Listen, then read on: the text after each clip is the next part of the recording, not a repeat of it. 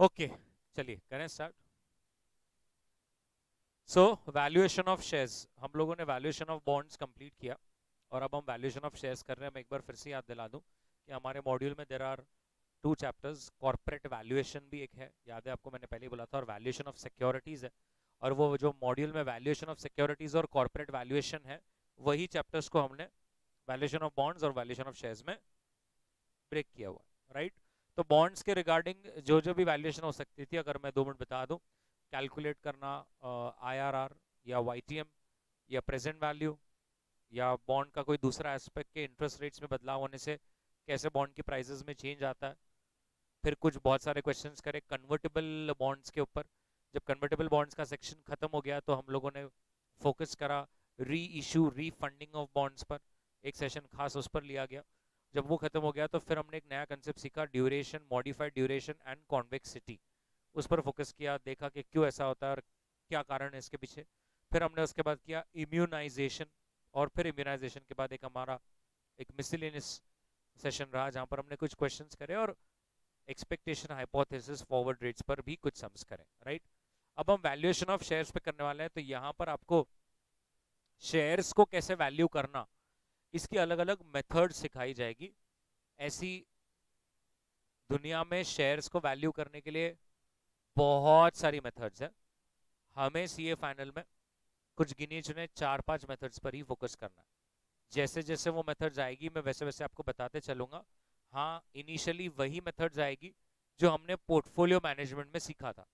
अगर आपको याद है, K E is equals to R F plus beta into R M minus R F, और majority of the sums are on this formula only. yes, तो ये वाले formula पर हमने पोर्टफोलियो में बहुत सारे सम पहले ही कर लिए हैं। वैल्यूएशन ऑफ शेयर्स पर भी अभी हमें इस पे करना है, और ऑब्वियसली इसमें थोड़ा सा इन डेप्थ आना शुरू हो जाएगा। इतना मैं आपको कह देता हूं, जैसे मैंने कहा कि 4-5 मेथड्स हैं, जिसके अंदर 2 ही बहुत इंपॉर्टेंट मेथड्स है, एक ये और एक है FCFF, free cash flows to the firm, free cash flows to equity, discounted cash flow method बोलते हैं उसको, DCF मेथड। वो अंत में रहेगा, इन्हीं स्टार्ट में ये रहेगा, बीच में स्टूपिड मेथड्स रहेगी। तो देयर इज अ 99.99% चांसेस कि एक तो ये वाली मेथड पे, या तो मैं जो डायरेक्ट अंत में लेने वाला हूँ आखिर में 4-5 सम्स DCF मेथड पर, वो क्वेश्चन एग्जाम में आएगा। क्लियर है? पक्का। बॉन्ड्स के कंपैरिजन में वैल्यूएशन ऑफ शेयर्स चैप्टर इसीलिए भी बहुत इजी लगता है बिकॉज इसका जो सोल्यूशन होता है, ये जो सॉल्विंग टाइम होता है वो बहुत कम होता है। बॉन्ड्स में आपको बहुत सारी कैलकुलेशंस करनी पड़ती है, शेयर्स में वो सब नहीं होता, बस सिंपल सा एक फॉर्मूला लगाना एंड दैट्स इट। क्लियर है? तो आइए हल्का हल्का हम लोग कुछ सम शुरू करें। जैसे जैसे कुछ नया फॉर्मूला आएगा मैं आपको उस फॉर्मूला के बारे में बताऊंगा। बट जैसे मैंने पहले बताया, हम लोग अभी जो शेयर्स के वैल्यूएशन कर रहे हैं, इनिशियली 2-3-4 सम्स हम वही वाले वे में जाएंगे जो हमने पोर्टफोलियो मैनेजमेंट में सीखा था। करेक्ट? चलिए, तो सबसे पहले एक्स लिमिटेड ने 2.5 रुपीज का डिविडेंड पे किया है on a face value of 10 in the financial year 2009. The details are also given. Current market price 60, growth rate 10%, beta 0.75, average return 15 और रिस्क फ्री रेट 9%। क्वेश्चन कहता है क्या आप इस पर्टिकुलर शेयर की सही इंट्रिंसिक वैल्यू निकाल कर दे सकते हैं? बताइए, सबसे पहला आपके हिसाब से हमने क्या करना चाहिए? सॉरी, के ई निकालना चाहिए। सो के ई का फॉर्मूला है R F plus beta R M minus R F, right. What is R F? 9. What is beta? What is RM? So what is your K? 13.5, right? उसके बाद हमारे पास फॉर्मूला है, राइट? किसका फॉर्मूला है ये? यस, गॉर्डन का। Gordon बाबा थे, inter में भी सीखा था। गॉर्डन बाबा है ये, वॉल्टर था, गॉर्डन था। गॉर्डन बाबा का फॉर्मूला है, पोर्टफोलियो के वक्त भी बात करी थी, राइट। सो डिविडेंड दिया है क्या आपको? कितना? 2.5, लेकिन वो क्या है? कैन आई से D0 है? यस, मुझे D1 चाहिए। सो मेरा ग्रोथ रेट है क्या? 10% अपॉन के। Minus growth.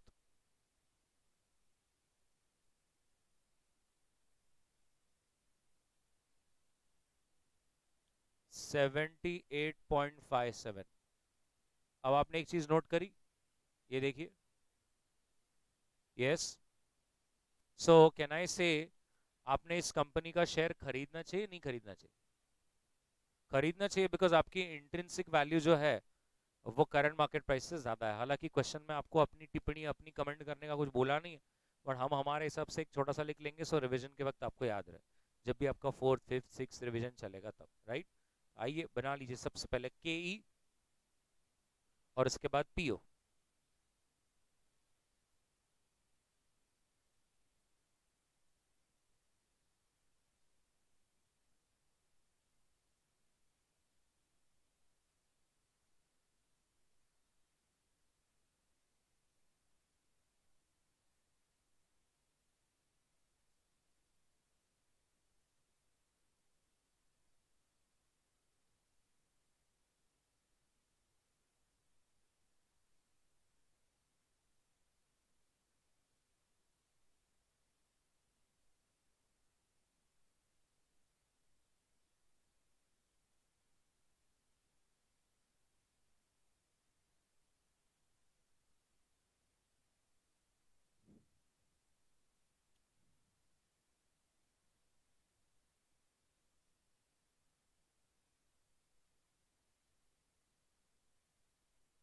सही है, निकाल लिया पीओ। फिर से मैं कह रहा हूँ, क्वेश्चन में बोला नहीं है, बट हम ही लिख रहे हैं बस, राइट। सो बस लिख दीजिए, as the intrinsic value is greater than the current market price, as the intrinsic value is greater than current market price, we will recommend buying such share. We will recommend buying such share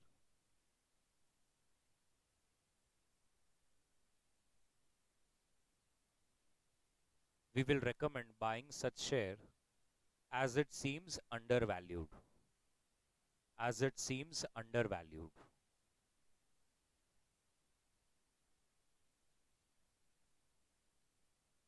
Perfect.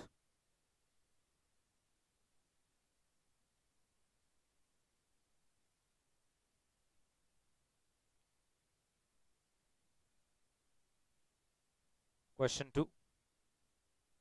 A firm has paid a dividend of 2 abhi and the growth rate is 5%. अब question कहता है कि अगर growth rate 8% भी हो जाए तो कैसे होगा, और अगर 3% पे भी आ जाए तो कैसे होगा। आपको हर एक सिनेरियो के लिए कर देना है। अगर रिक्वायर्ड रिटर्न 15.5 है तो कैन आई से इट इज लाइक आपको इस क्वेश्चन में 3 बार सॉल्व करना है, राइट। सो सबसे पहले जैसे when the growth rate is 5%, तो जब ग्रोथ रेट 5% होगा, फॉर्मूला तो हमें पता है, so 2 1.05, what is k minus growth।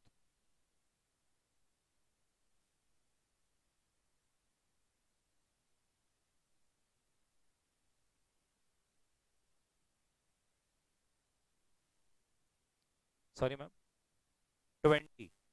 और जब ग्रोथ रेट 8% हो जाएगा,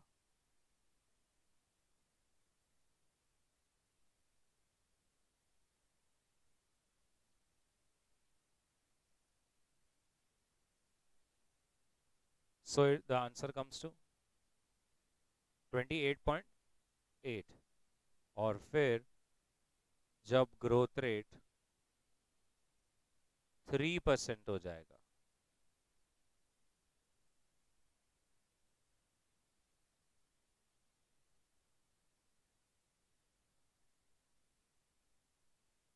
यस 16.48।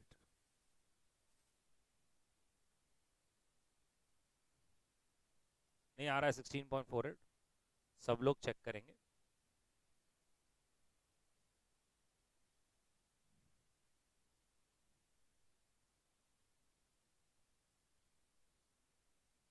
बना लीजिए तीनों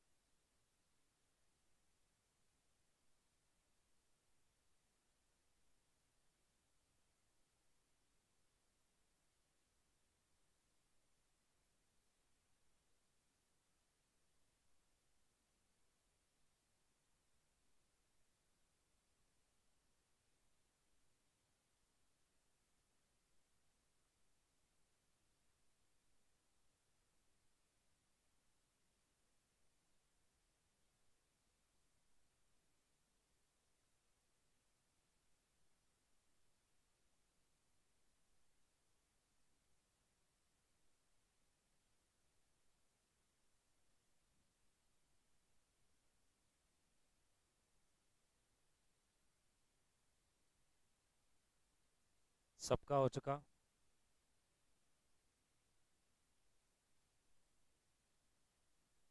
बढ़ू आगे, एवरीबडी।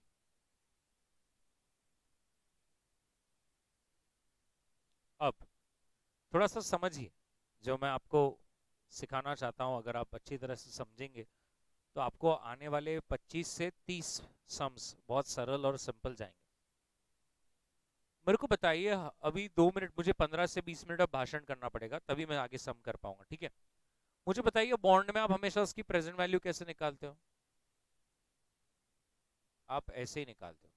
आप यहाँ पे ईयर्स लिखते हो, यहाँ पे कैश फ्लोज लिखते हो, आपकी एक्सपेक्टेशन का जो डिस्काउंटिंग फैक्टर है वो आ जाता है, और फिर आपको प्रेजेंट वैल्यू आ जाता है। मेरे को बताइए, व्हाट इज अ शेयर?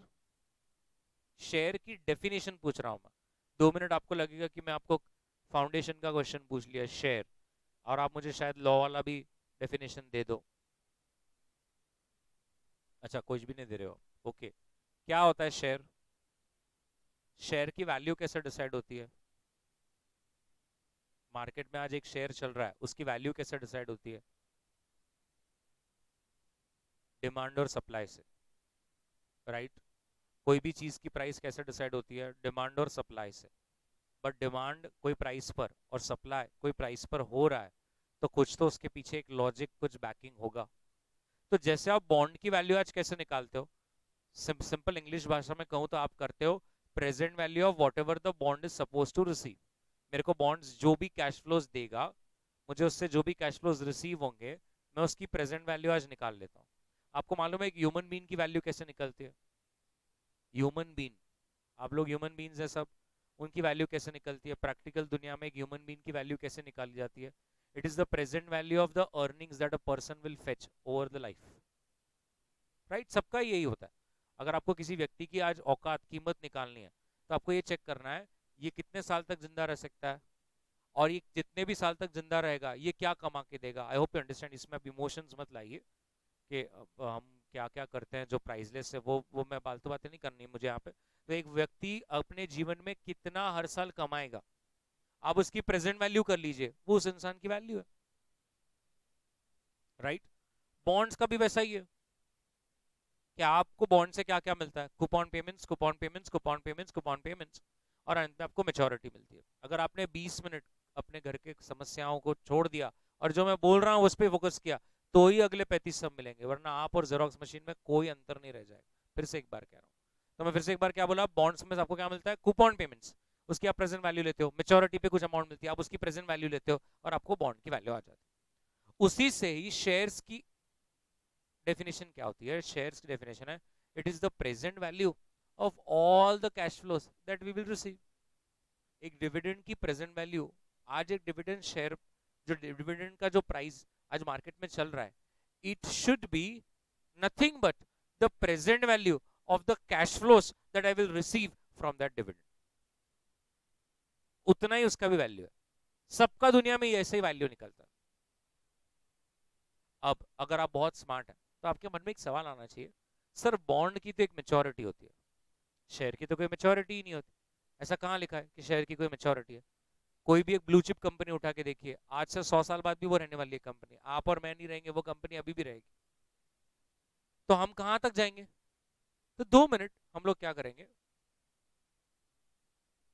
अगर आप 2 मिनट यहाँ पर देखना चाहते हैं,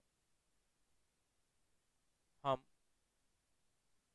अज्यूम करते हैं कि एक कंपनी है, कोई भी एक कंपनी ले सकते हैं हम लोग, एशियन पेंट्स लेते हैं। बहुत पैसे गए हैं मेरे इस कंपनी में, तो मैं इसका कंपनी का एग्जांपल लूंगा। Year, cash flow, discounting factor, present value, और मेरी एक्सपेक्टेशन है 15%। 15% से नीचे रहता है तो मैं कोई चीज में हाथ ही नहीं डालता, 15% मिनिमम। अब आप क्या करोगे, कहाँ आप प्रेडिक्ट करोगे? सर प्रेडिक्ट क्यों करना पड़ता है?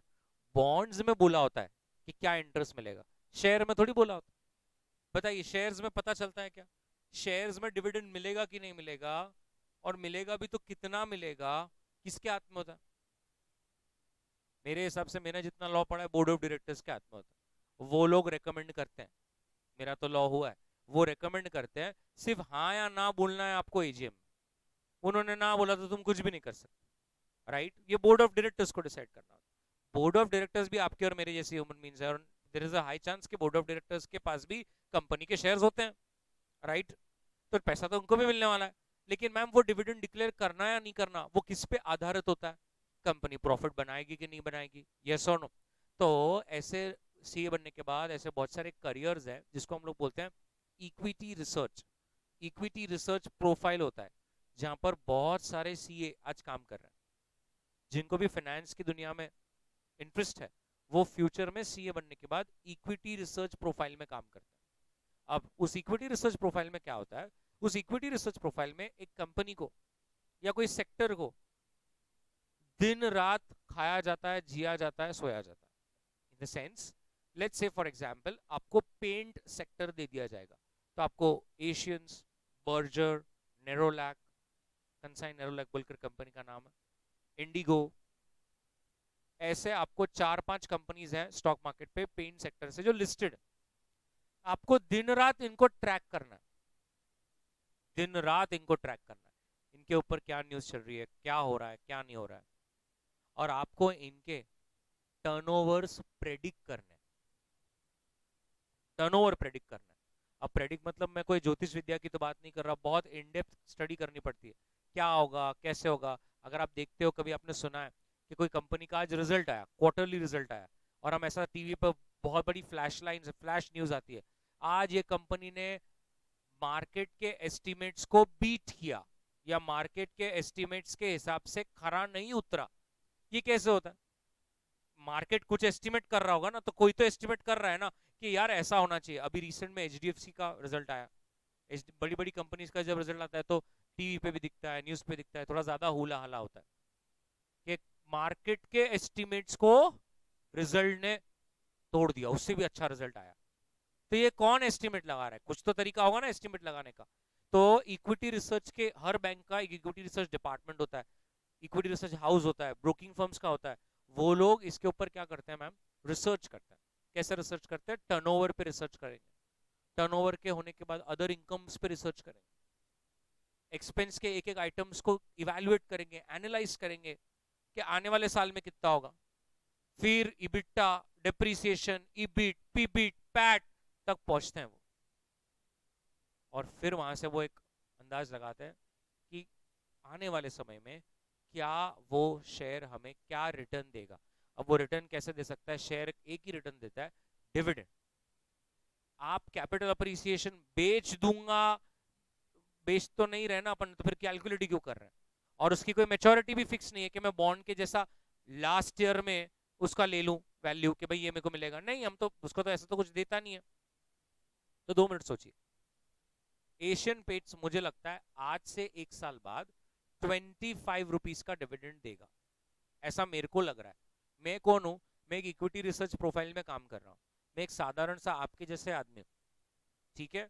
मुझे थोड़ी फाइनेंस की समझ है, तो मैंने क्या किया, अगले साल का टर्नओवर, अगले साल के खर्चे, अगले साल का डेप्री, अगले साल का पीबीटी, अगले साल का PAT divide by number of shares, मैंने अगले साल का डिविडेंड प्रेडिक्ट किया। फिर मुझे लगता है दूसरे साल, शायद आज से 2 साल बाद, कंपनी और भी अच्छा परफॉर्म करेगी और 40 रुपए का डिविडेंड देगी। तीसरे साल 60, चौथे साल 80 और पांचवें साल 100 रुपीज का डिविडेंड देगी। ये किसको लग रहा है? मुझे तो कुछ भी लग सकता है, आप समझ रहे हो, बट मेरे को लगता है मेरी बहुत स्टडी हुई है इसके ऊपर और मुझे लगता है मेरे को ऐसा ऐसा आना चाहिए। अब मेरा डिस्काउंटिंग फैक्टर 15% है, राइट? अब आप मुझे बताइए 15% के रेट्स क्या है? 0.869, 756, 657, 572, 497। और आप मुझे आप खुद ही कैलसी पर डायरेक्ट प्रेजेंट वैल्यू करके दे दीजिए, I will be happy. Direct present value कर दीजिए।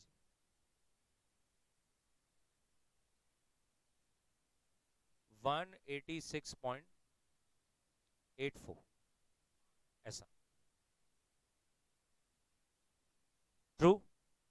अभी एशियन पेंट्स का प्राइस चल रहा है 2800 अप्रोक्स। ये देखिए आपका आंसर क्या आ रहा है, 186। फिर आपके हिसाब से तो Asian paints is hugely over valued. आपके हिसाब से तो आपने रिक्शा पे एक भोंगा लेके चालू हो जाना चाहिए पूरे मार्केट में, बड़ा लाउड स्पीकर लेके, एशियन पेंट्स किसी के पास भी है तो बेच दीजिए, आप बहुत खतरे में हैं, 2800 बहुत ज्यादा ओवर वैल्यूड है, इस शेयर की वैल्यू सिर्फ 186 रुपीज है, ऐसा आपने करना चाहिए। और मैं तो ये कहता हूँ आप तो आज सीख रहे हैं, मैं तो 10-12 साल से सिखा रहा हूँ। अपने से तो कितने बड़े लेवल पे लोग बैठे हैं जिनको ये 25-25, 35-35 साल से मालूम है, तो क्या वो अपने घर पे कैलकुलेट नहीं कर रहे होंगे? कर ही आए होगा उन्होंने।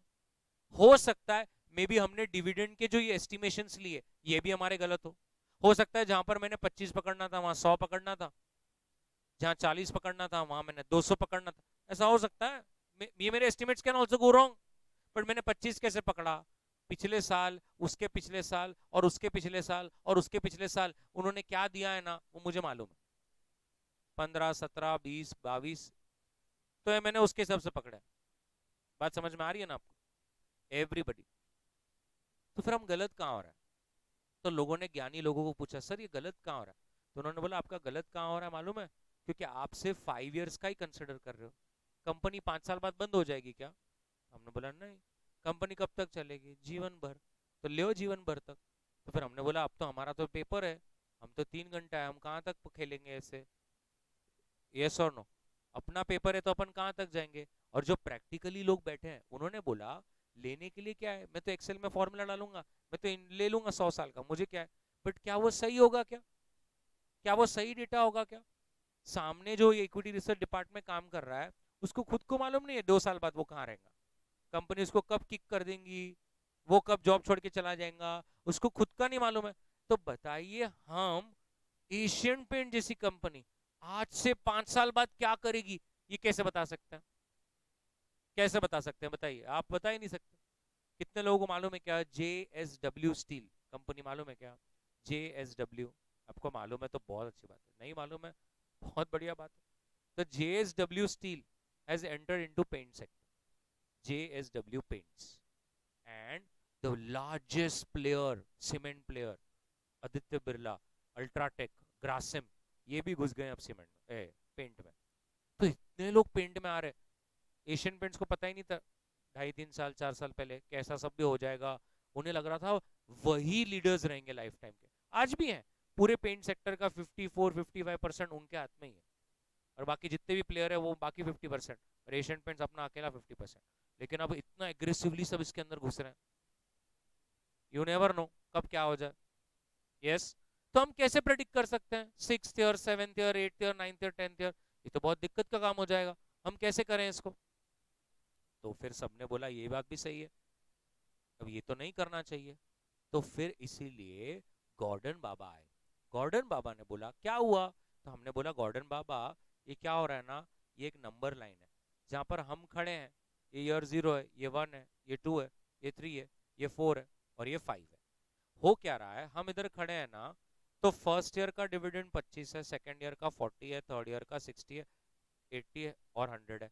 मैंने इसकी प्रेजेंट वैल्यू लाई, फिर इसको 2 ईयर से मल्टीप्लाई किया, इसकी प्रेजेंट वैल्यू लाई, फिर इसको 3 ईयर से मल्टीप्लाई किया, इसकी प्रेजेंट वैल्यू लाई, इसको 4 ईयर से मल्टीप्लाई किया, इसकी प्रेजेंट लाई, और इसको 5th ईयर के डिस्काउंटिंग फैक्टर से मल्टीप्लाई किया, इसकी प्रेजेंट वैल्यू लाई।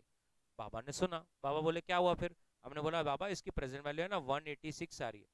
तो लोग, बाबा ने बोला फिर, बोले बहुत गलत जा रहा है बाबा, कुछ तो गलत हो रहा है। बाबा बोले हाँ गलत ही है ना, क्योंकि कंपनी तो 6th year 7th year 8th year 9th year 10th year ये आगे भी चलने वाली है, कंपनी थोड़ी आज बंद हो जाएगी। तो हमने बाबा को बोला बाबा आप तो वही फालतू बात कर रहे हो जो बाकी मार्केट में कर रहे हैं, इसका उपाय बताइए। तो गॉर्डन बाबा ने कहा अब आपको मैं इसका उपाय देता हूँ। बाबा ने कहा आपको क्या चाहिए? आपको 5th ईयर से इनफाइनाइट ईयर्स तक जाना है और उसकी प्रेजेंट वैल्यू लेके फेंकना है ना। हमने बोला हाँ बाबा हमें यही चाहिए। क्या सुन लीजिए बाबा क्या कह रहे हैं, 5th ईयर से इनफाइनाइट ईयर्स जाना है और उसकी प्रेजेंट वैल्यू लाके हमें हाथ में देना है, तो मेरा कैलकुलेशन सब सही होगा। तो हमने बोला हाँ। बाबा बोले कल आओ। फिर अपन कल गए, बाबा ने अपने को एक फॉर्मूला दिया, फॉर्मूला देख लीजिए। फॉर्मूला है, मैं तो आपको मैं मजाक कर रहा हूँ, बट मैं एक्चुअली 35 सम्स का गोली दे रहा हूँ। 35 सम्स में रुकूंगा ही नहीं। Vande Bharat express, are you getting this? बाद में बोलना नहीं कि काय झालं मला का कळलं ना, इसलिए बहुत ध्यान से देखते रहना है। बाबा ने बोला I will give you the formula. बाबा ने बोला TV TV is equals to D upon K minus G. ये बाबा का फॉर्मूला था। बाबा बोले ऐसे, ये बाबा का फॉर्मूला था। तो सबने पूछा बाबा ये क्या है? तो बाबा ने बोला आपको कौन से ईयर से आगे पूरा इनफाइनाइट तक चाहिए? हमने बोला बाबा अभी तो 5th ईयर तक तो हम कर ही सकते हैं, तो आपको 5th ईयर पे लाके दूं तो चलेगा? तो हमने बोला बाबा लेकिन हम तो P0 पे खड़े हैं ना। तो बाबा ने बोला मैं तुमको है ना 5th ईयर से लेके इनफाइनाइट तक का प्रेजेंट वैल्यू लाके देता हूं, वो जो प्रेजेंट वैल्यू आएगी तुम उसको 5th ईयर के डिस्काउंटिंग फैक्टर से मल्टीप्लाई करना और ईयर 0 पे लेके आ जाना। मैम आप समझ रहे हैं ना? तो हमने बोला ठीक है। बाबा ने कहा तो आपको TV5 चाहिए, इसको मतलब इंग्लिश में I want the terminal value. Terminal value का मतलब होता है अंत में, जहां तक मैं कैलकुलेट कर पा रहा हूं ठीक है, लेकिन वहां से लेके एंड तक का मुझे वैल्यू चाहिए, मुझे टर्मिनल वैल्यू चाहिए। टर्मिनल वैल्यू अगर आपको 5th ईयर का चाहिए ना, तो आपको डिविडेंड 6th ईयर का निकालना पड़ेगा, विच विल बी के माइनस जी। ये एक्चुअली बाबा का फॉर्मूला था। तो लोगों ने बोला बाबा अभी कुछ थोड़ा सा देखा देखा लग रहा है, आगे कंटिन्यू करो। तो उन्होंने बोला 5th ईयर का डिविडेंड है तुम्हारे पास? हमने बोला हाँ 100 रुपए। बाबा ने बोला अब आपको 6th ईयर का निकालना है तो उसमें ग्रोथ जोड़ दो। तो लोगों ने बोला अरे बाबा कौन सा बाबा है, हमको भी मालूम है, ये तो हम भी कर सकते हैं ना, 6th का growth 7th 8th 9th 10th 11th, ये तो हम भी कर सकते थे। हम आपको बाबा बोले नहीं आपका गलत हो रहा है। तो बाबा बोले इकोनॉमिक्स में लिखा है कि इंसान कुछ ईयर तक बहुत ज्यादा ग्रोथ से भाग सकता है, but in the long term सबको नॉर्मल प्रॉफिट्स ही कमाने हैं। बाबा बोले ये इकोनॉमिक्स में था क्या? जिनका जिनका इकोनॉमिक्स है वो बताइए। हाँ बाबा ने कहा है शॉर्ट रन में तुम बहुत ज्यादा सुपर नॉर्मल प्रॉफिट ठोक सकते हो, लेकिन एक टाइम आएगा कि आप जो कर रहे हैं ऐसे बहुत लोग करेंगे। कंटेंट क्रिएशन वो चला, अभी कोई भी कुछ भी कर रहा, तो एक टाइम आएगा ये क्या हो जाएगा, नॉर्मल हो जाएगा। तो बाबा ने बोला फिर हमने करना क्या? तो बाबा बोले आपको ये टर्मिनल वैल्यू का फॉर्मूला तब लगाना है जब आपको लगता है कि कंपनी का अब स्टेबल ग्रोथ आ चुका है। बाबा एक मिनट में लिख लेता हूं, बाबा क्या बोले, आपको ग्रोथ रेट कब लगाना है? जब कंपनी का स्टेबल का समय आ चुका है। मतलब बाबा अगर कंपनी का ऐसा है हम है ना अभी दो साल है ना 50% से ग्रो करेंगे, तो आपको कैलकुलेट करना है ईयर 1 का 20 रुपए डिविडेंड है ना, तो ईयर 2 का 50% जोड़ेंगे 30 रुपीज, फिर सेकेंड ईयर में हम 50% है तो फिर 30 प्लस 50% 45, फिर बाद में बाबा फिर हमें लगता है फिर हमें ना 40% से ग्रो करेंगे। कितने साल? 3 साल। तो आपको 40% ईयर 3 ईयर 4 ईयर 5 का डिविडेंड भी लेना है। और बाबा मुझे तो पूरा प्रेडिक्शन है हम तो उसके बाद और 3 साल 30% से ग्रो करेंगे। हाँ तो फिर आपको ईयर 6 ईयर 7 और ईयर 8 का भी डिविडेंड लेना है। बाबा अब 8 साल के बाद मेरी जो दृष्टि है वो अब नहीं देख पा रही है, अब मुझे ऐसा लग रहा है 8 साल बाद तो यार मैं जो कर रहा हूँ ऐसे बहुत लोग कर रहे होंगे, तो एक स्टेबल ग्रोथ आ जाएगी। फिर हम जीवन भर एक 5% से ही ग्रो कर रहे हैं, एक 5% से ही ग्रो करें। स्टेबल आ गया क्या? आ गया। तो बाबा बोले बस आपको 8 पे रुकना है, तो आपको क्या करना है मालूम है? TV8 निकालना है। TV8 is equals to D9, मतलब 8th ईयर के डिविडेंड में 9th ईयर का स्टेबल ग्रोथ रेट लगाना है। और आपको वो जो ग्रोथ रेट होगा, जैसे अब ये ग्रोथ रेट अगर 5% है, हम ये मान के चलते हैं कि आने वाले भविष्य में एशियन पेंट्स जो है वो 5% से ही ग्रो करेगी। मेरी एक्सपेक्टेशन 15 है, 5। बताइए कितना? आराम से बताइए, ऐसी कोई घाई नहीं करनी। 1050 तो हमने पूछा बाबा ये क्या है? बाबा ने कहा ये 5th ईयर से अंत तक एशियन पेंट्स जितना भी डिविडेंड देगा। सर कितना देगा? 5th ईयर में 100 देगा, अब वहां से 5% बढ़ता जाएगा। अच्छा सर एक मिनट, मतलब 6th ईयर में 105, यस 7th ईयर में 105 प्लस 5%, फिर नेक्स्ट वो जो वैल्यू रहेगी उस पर 5%। ऐसा आपने सब कर लिया, इन्फिनिट में कैलकुलेट भी कर लिया? कर लिया। और वो 1050 है। ये 1050 is the value of the total perpetuity but at the end of 5th year. तो आपको क्या करना है? डायग्राम पे देखिए, ये जो 100 रुपीज है इसमें ये 1050 को जोड़ देना। तो जो आपने 100 रुपीज को 5th ईयर के डिस्काउंटिंग फैक्टर से मल्टीप्लाई किया था, ठीक वैसा ही 1050 को भी करना है। Now I am coming to this question, मुझे यहां पर जोड़ देना है वो, तो ये बन जाएगा 1150। अब ये मेरी वैल्यू बताओ क्या है?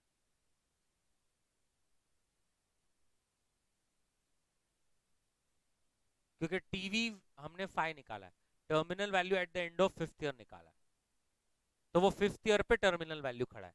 5th ईयर से आगे जितना भी वैल्यू है वो सब 5th ईयर की टर्मिनल वैल्यू पे खड़ा है। लेकिन हम तो अभी ईयर 0 पे ना, आज डिसीजन लेना है इन्वेस्ट करना है कि नहीं करना।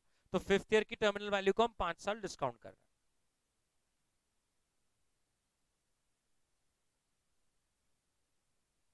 5th ईयर में नहीं गए, 5th ईयर पर अगर आज आप खड़े हैं, अगर आप 5 साल फास्ट फॉरवर्ड आगे चले गए, वहां से आगे जितनी भी है शेयर की वैल्यू 1050 है। मुझे बता दीजिए ना, हो सकता है 100%। हम तो ये आंसर हम मान के चल रहे हैं कि एशियन पेंट्स हमें 5% आजीवन ग्रोथ से डिविडेंड देगा, ये हम मान के चल रहे हैं। अब हमारा तो गलत भी हो सकता है, मैं आपको भी बताता हूं। देखिए मुझे इसका आंसर बता दीजिए पहले। 708.66। एक मिनट, 710 ले लूं चलेगा? अभी मैम मैंने ये डिविडेंड्स लिए ना, और हमने क्या ग्रोथ रेट पकड़ी? 5%। मेरी एक्सपेक्टेशन मैंने 15% पकड़ी है। मेरा आंसर 710 आ रहा है अभी भी। बताइए, जबकि मार्केट में क्या रेट चल रहा है? 2800 चल रहा है। क्या मतलब निकलता है इससे? अरे इससे ये मतलब निकलता है कि फिर कंफर्म अपन ही गलत है कहीं तो। या तो अगर तुम्हें तुम्हारे कन्विक्शन पे सच में बहुत ज्यादा विश्वास है, बेच डालो, फिर मारो शॉट, खेलो। नहीं समझ रहे आप मैं क्या बोल रहा हूं? आपको लगता है ना कि आपके ये जो एस्टिमेशंस है ये सब राइट है, तो आपके हिसाब से ये शेयर ओवर वैल्यूड है, बेचो। समझ रहा है? अभी यही सेम आपके बाजू में एक और एक व्यक्ति बैठा है, या समझ लीजिए आप है ना कोई इक्विटी रिसर्च फर्म में काम कर रहे हो मुंबई में, बांद्रा कुर्ला, और बाजू की बिल्डिंग में और एक बहुत बड़ा कॉर्पोरेट है, वहां पर आपका ही फ्रेंड बैठा है, उसने कुछ कैलकुलेशन किया, मालूम है उसका आंसर क्या आ रहा है? 5400। वो तो सबको क्या बोलते फिर रहा है? ले लो ले लो ले लो ले लो ले लो, वो सबको ले लो बोल रहा है, तुम बोल रहे हो बेचो बेचो बेचो। आप ऐसा बोलेंगे कि सर ऐसा कैसे हो सकता है, एक व्यक्ति ये बोल रहा है, क्यों नहीं हो सकता? अरे मैंने तो देखा है सेम व्यक्ति का, उसका एक दोस्त बोलता है सर वो बहुत गंदा है, दूसरा व्यक्ति बोलता है नहीं सर वो बहुत अच्छा है। हाँ, आप तो अपन इंसान की वैल्यू बदल देते। दो लोग एक ही व्यक्ति का अलग परसेप्शन रखते हैं, किसी को वो व्यक्ति बहुत सही लगता है, बहुत अच्छा है यार, बहुत एडजस्ट करता है, किसी को लगता है अरे कितना धीट है मुझे ही मालूम। तो ये तो कंपनी है, इसमें तो आपके एस्टिमेशन कैन गो रॉन्ग। जिसका एस्टिमेशन सही निकला वही पैसा बना लेगा, जिसका नहीं बना वो मेरे जैसे खड़े हैं। नहीं जो है वो एकदम फैक्ट है, आंसू छुपा के बोल रहा हूँ। आपके estimations can go wrong. Are you getting what I am trying to tell you? Everybody. तभी तो बाय और सेल होगा और मार्केट वर्क करता है.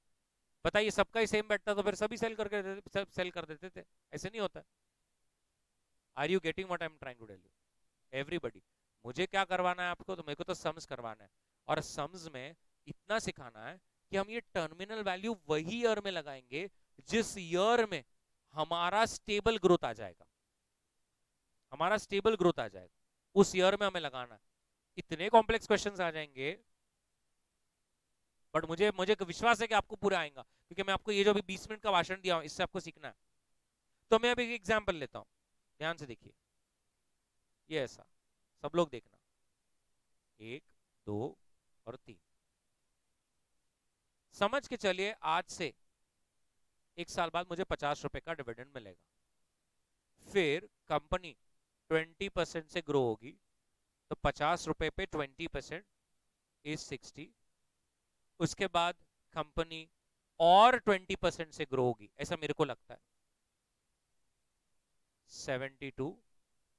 और फिर मुझे लगता है थर्ड ईयर में वहां से सर कंपनी जो है वो स्टेबल हो जाएगी, 10% हो जाएगी. Are you getting what I am trying to tell you? So आपको क्या करना पड़ेगा? आपको कौन सा टीवी निकालना पड़ेगा? टीवी 3 निकालना पड़ेगा. यस और नो? क्योंकि थर्ड ईयर के बाद आपका स्टेबल हो जाएगा, तो आपको टीवी 3 निकालना है. लेकिन 2 मिनट देखिए, मैं कहता हूं यहां पे भी आगे आजीवन में 20% पे ही चलने वाला. आजीवन में 20% कमाऊंगा, आजीवन. क्लियर है? पहले भी 3 साल 20 कमाया, फर्स्ट सेकंड थर्ड, और आगे भी आजीवन 20% कमाऊंगा. मैथमेटिक्स इतना स्ट्रांग है, वो देखो कैसे पकड़ लेता है. ध्यान से देखिए. Year, cash flow, discounting factor, present value. समझ लीजिए मेरी 25% की आशा. ठीक है, 25% में मेरे लालची हूं इसलिए 25 नहीं पकड़ रहा हूं. ग्रोथ से ज्यादा होना चाहिए, नहीं तो फॉर्मूला लागू नहीं होता. और मैंने 20% लिया है तो मुझे उससे ज्यादा ही लेना पड़ेगा डिस्काउंट इफेक्ट. ठीक है, तो 1, 2, 3, 50, 60, 72. एग्रीड है? अब मुझे क्या करना पड़ेगा सर? टीवी 3 निकालना पड़ेगा. टीवी 3 निकालना है तो क्या चाहिए? D4 चाहिए upon KE minus G. Yes और नो? अब मेरे को D4 चाहिए. मैंने क्या बोला था? मेरा तो ग्रोथ रेट क्या है? 20% ही है, तो 72 में 20% ऐड कर दो.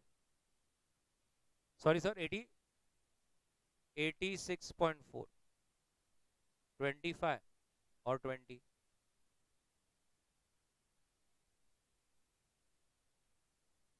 1728.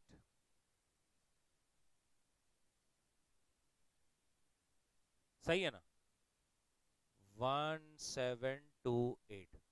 तो इसका टोटल 1800. यस. मुझे 25% के डिस्काउंटिंग फैक्टर्स बताइए. 0.8, 0.6, 0.64, 0.512. Get the present value. 1000.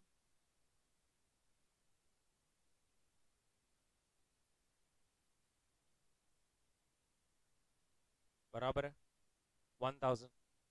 Everybody sorted है ये, सबको समझा? बोलो buddy. Now the formula is so strong. इधर देखना, मैं मैजिक क्या कर देता हूँ.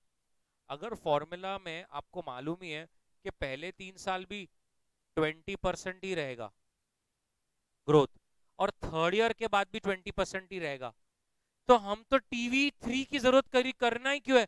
टीवी 0 भी निकाल सकते हैं. TV 0 is equals to D1 upon KE minus G. D1 50 था,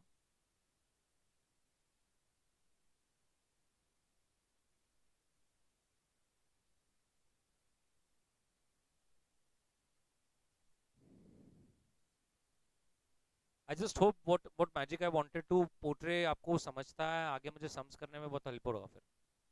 यस और नो? समझा? 1000 आ ही गया वैसे भी. तो आप है ना 5 साल बाद टीवी लगाओ, 3 साल बाद लगाओ, या आज लगा दो. आंसर सेम देगा अगर आपका ग्रोथ रेट सेम। बस गॉर्डन बाबा ये कहते हैं अगर तेरे में दम है ना कि तू अलग अलग प्रेडिक्ट कर सकता है, पहले साल 10%, फिर 12%, फिर 17%, फिर 19%, फिर 26%, तो तेरे को जितना लगता है तेरे को उतने year cash flow discounting factor में उतने डिविडेंड बनाने पड़ेंगे। तू जहां से स्टेबल बोलेगा वहीं टीवी लग सकता है और फिर तुझे वो सही प्रेजेंट वैल्यू बताएगा। सर सही है सर, समझ में आ रहा है आपको, बहुत बढ़िया, क्लियर है। क्या मैं सक्सेस हुआ इसमें आपको समझाने में कि हमें टीवी लगाना क्यों है, क्यों लगाना है? क्योंकि अगर आप टीवी नहीं लगाओगे तो आप उस कंपनी की आजीवन कैश फ्लोज को कैप्चर ही नहीं कर रहे हो। आप अगर कोई टाटा की कंपनी ले लोगे और आप बोलोगे कि मैं तो टाटा मोटर्स को अगले 5 साल तक ही देख पा रहा हूं, और आप उस अगले 5 साल में आने वाले कैश फ्लोज को कंसिडर करोगे, तो फिर आपका तो estimation will go wrong, because Tata तो पिछले 100 साल से थे, आगे और 100 साल चलेंगे। बात समझ में आ रही है ना मैं क्या बोलने की कोशिश कर रहा हूँ? हाँ, मुझे बैच में आपके जवाब मतलब क्रॉस क्वेश्चनिंग आती नहीं है, मुझे पीछे की बैचेस में आती थी, तो मैं वो क्वेश्चंस मुझे याद रहते हैं, मैं क्वेश्चंस उठाता हूँ और आपको सॉल्व करवाता हूँ।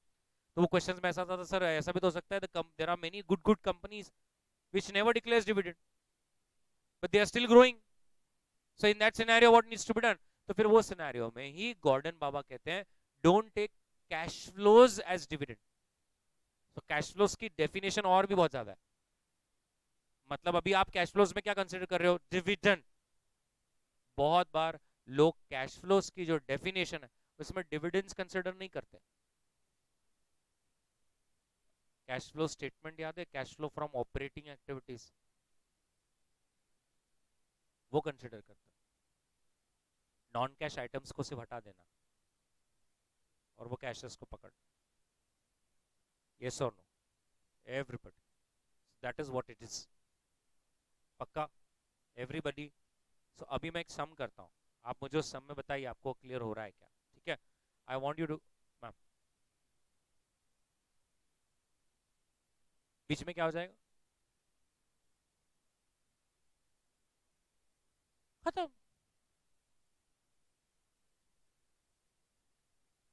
फॉर्मूला हम कब लगाते हैं? कंपनी बंद हो गई कि कभी चालू है और हम लोग प्रेडिक्ट कर। हाँ, तो हम एक दूसरे के साथ रहते हैं और इन्वेस्टमेंट्स करते हैं यही सोच के कि अपन आगे रिटायरमेंट तक रहेंगे। हम भी रिटायरमेंट की प्लानिंग कैसे करते हैं? हम ऐसे ही प्लान करते हैं, मैं ऐसे ही प्लान करता हूँ कि मतलब मैं थोड़ा सनकी हूँ तो मैं 60 तक नहीं प्लान कर रहा हूँ, 50 तक प्लान कर रहा हूँ कि मैं 50 तक रहूंगा, 50 के बाद मैं ऐसा ऐसा करूंगा, ऐसा ऐसा करूंगा। अब ये सब मेरे कैलकुलेशंस, मेरे numbers will work only till if I live till 50 ना। मैम बोल रहे इट्स ट्रू। मैम सच में मतलब क्या ऐसा मतलब रहना ही है? बट ये सब तो calculations will obviously go wrong, right? I have seen my colleagues जो 12 साल हो गए सीए बन गए, इक्विटी रिसर्च में काम कर रहे हैं, रात में 3-3 बजे तक, घर पे बच्चा बीमार है वो नहीं जा रहे हैं और एक्सेल पे पूरा रिपोर्ट बना रहे हैं, रिपोर्ट बना रहे हैं, ये रिपोर्ट को प्रिंट ले रहे हैं, रिपोर्ट को ऐसे खतरनाक ऑसम डिजाइनर्स को बुला के कलरफुल रिपोर्ट बनाया जाता है कि शेयर का ऐसा ऐसा इंट्रिंसिक वैल्यू है, और फिर वही रिपोर्ट को IIM अहमदाबाद से जो मार्केटिंग करता है उसको वो रिपोर्ट दी जाती है, बेचो। वो रिपोर्ट दी जाती है कि बेचो, क्योंकि उसको मालूम है कैसे बेचना है, क्योंकि आपको बेचना, आपको केले थोड़ी बेचने कि किसी को भी आया गया तुम्हारा गैचे थे डर्जेंट। आपको कन्विंस करना है किसी को कि प्लीज सर आप अपने 50 करोड़ इस कंपनी में डालिए, वो तो आपको पूछेंगे ही एशियन पेंट्स तो 2800 चल रहा है सर, बट हमारे हिसाब से इंट्रिंसिक वैल्यू 5400 है सर, 5400। तो जो जिसके पास 500 करोड़ है, क्या वो उसको मालूम नहीं पड़ता कि ईयर कैश फ्लो डिस्काउंट? तो आपको क्वेश्चंस पूछता है आपने क्या डिस्काउंटिंग फैक्टर लिया और आपका टर्मिनल वैल्यू आपने कब लिया और आपके हिसाब से स्टेबल ग्रोथ रेट कैसे 5 है, वो तो ऐसे क्वेश्चंस करते रहते हैं। ये क्वेश्चंस का जवाब दे रहे हैं, जवाब देते देते अचानक से रिपोर्ट आती है कि उस कंपनी के 15 ऑफिसेस पे इनकम टैक्स का छापा गिरा, स्कैम हुआ, DHFL, इंडिया बुल्स। क्या कर सकते हैं? वो इंसान बोल रहा मैं इसको बोल रहा हूँ सर हमारा इंट्रिंसिक वैल्यू 5400 है और वो टीवी पे आ रहा है, ये तो स्कैम मैट का। कितना एम्बैरेसिंग हो सकता है?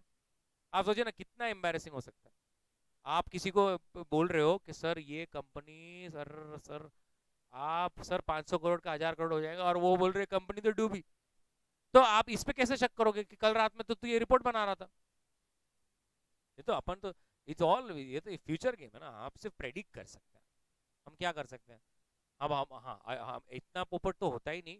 बताइए ऐसा कभी हुआ है क्या कि इंसान ने बहुत पढ़ा, इतना पढ़ा और पास ही नहीं हुआ?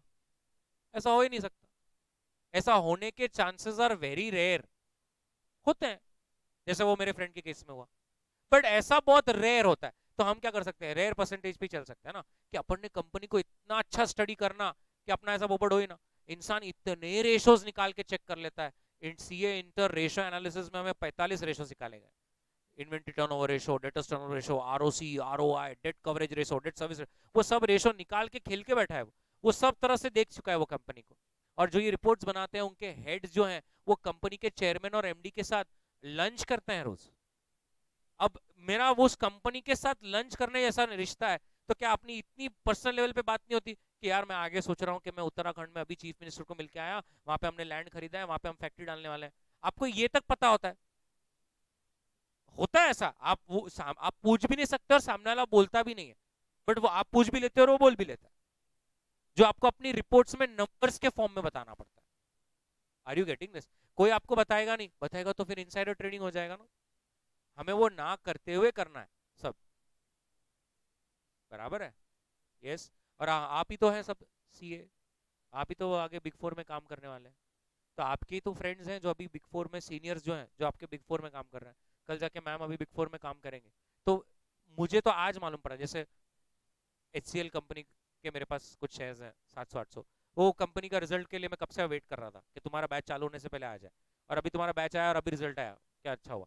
अभी वो जो मेरा अभी अपना एक स्टूडेंट है क्लास में जो बिग फोर में काम कर रहा है, जो HCL का कब से क्वार्टर ऑडिट कर रहा है, तो उसको तो बहुत पहले से पता चल गया है ना कि कंपनी का प्रॉफिट है कि नहीं है। नहीं पता चल रहा है क्या?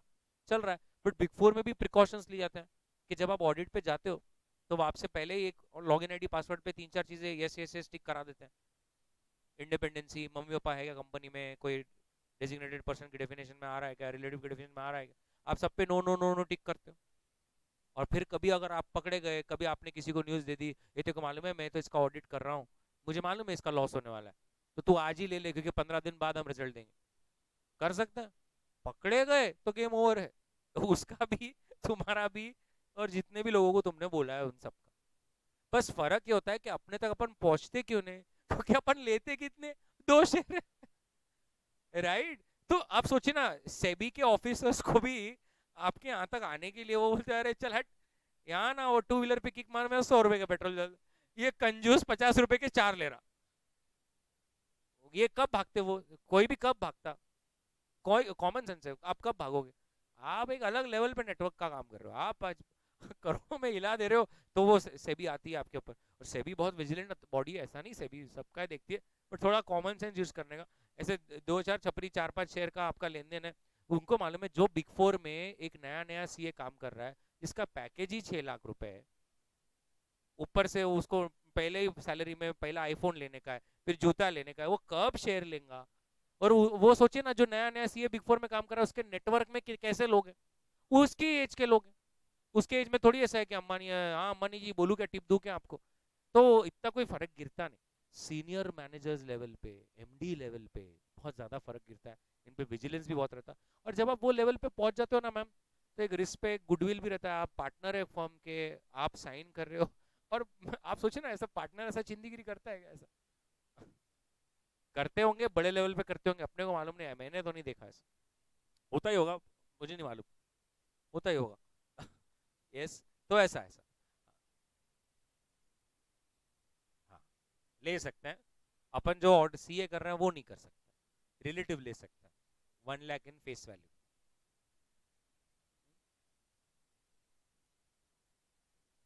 1040 है कुछ, तो उस पर्सपेक्टिव से वो होता है। चलिए डन। अभी अभी मेरे को आपसे एक सम करवाना है, तो मुझे आपसे वो एक सम करवाना है, और आप ये जो है, आइए क्वेश्चन। ऋषभ, ऋषभ प्लीज अच्छी तरह से, मैं आई होप आपको ये समझ में आया मैंने जो भी एक्सप्लेन किया है आपको। हाँ बोल दीजिए, मुझे अच्छा लगेगा। Yes very good, thank you. Now Rishabh अभी अभी 5 रुपए का डिविडेंड पे कर रहा है। आपको ये चीज समझती है क्या? 2 मिनट फिर से एक बार मैं आपका समय लूंगा कि डी जीरो हम कभी नहीं लेते ना। आपने देखा मैंने कभी पोर्टफोलियो में भी कहीं डी जीरो नहीं लिया, हमारी कैलकुलेशंस में डी जीरो आता ही नहीं, बिकॉज डी जीरो समथिंग जो आपने खा लिया, एब्जॉर्ब कर लिया। आप अपने कैलकुलेशंस में क्या कंसिडर करना चाहोगे, यहाँ से आने वाला, राइट। सो ऋषभ ने अभी अभी 5 रुपए का डिविडेंड पे किया और इंडिकेशन बता रहा है कि आने वाले समय में वो 10% की स्पीड से बढ़ने वाला है। कंपनी यही ग्रोथ रेट अगले 2 साल देखती है और उसके बाद तो कंपनी 12% की स्पीड से 3 साल जाएगी, उसके बाद 12.5% की ग्रोथ से वो 2 साल भागने वाली है, और एक समय आएगा जहां पर उनका अब डिविडेंड ग्रोथ आजीवन 11% पे फिक्स हो जाएगा। अगर कंपनी की अपेक्षा 17.5% है तो बताइए इस शेयर की प्राइस क्या होगी अगर डिविडेंड ही एक सोल डिटर्मिनेंट है इसकी मार्केट वैल्यू निकालने का। तो अब आप, मैं करने वाला हूं, आप देखेंगे कि मुझे आता है क्या। Year cash flow, discounting factor and present value, right. Now year 1, tell me what is year 1 में cash flow that you will consider?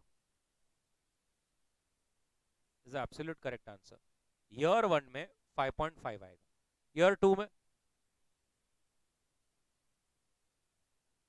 6.05, year 3 में आपने 12% जोड़ा मैम, राइट। 6 पॉइंट की 7 पॉइंट,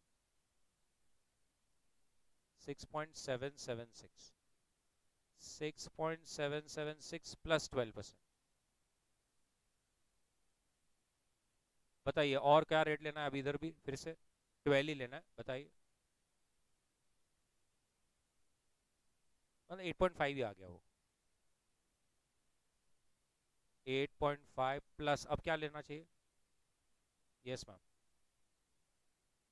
9.56, 9.56 प्लस 12.5,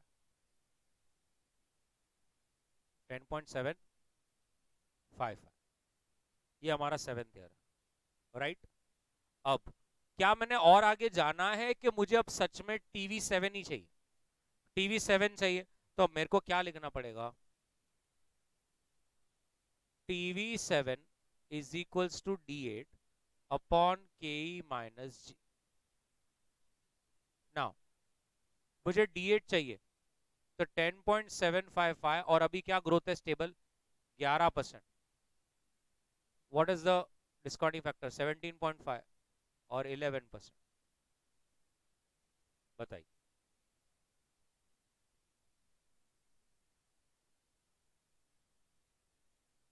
वन 183.67, so 183.67, 194.425, एकदम परफेक्ट। अब आप मुझे discounting factors बता दीजिए।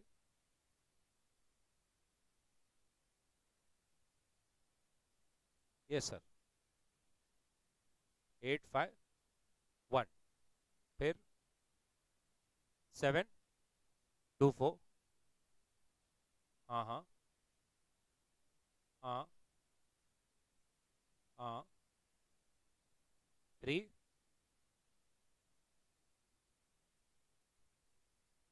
ऐसा। तो क्या आप मुझे मल्टीप्लाई करके बता देंगे।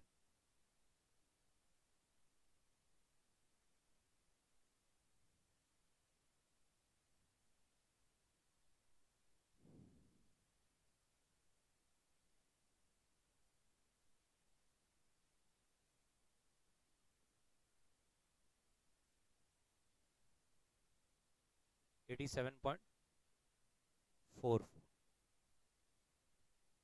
परफेक्ट। तो कैन आई से इस कंपनी की जो वैल्यू है वो 87.44 है, और ये हम क्या अजम्पशन से कर रहे हैं मैम कि ऐसे वो 7 इयर्स ग्रो करेगा और उसके बाद वो आजीवन 11% से ग्रो करने वाला है, आजीवन। उसकी जब हम प्रेजेंट वैल्यू ले रहे हैं तो 87 is something that you should pay. Clear, पक्का, चलिए बना लीजिए अच्छी तरह से।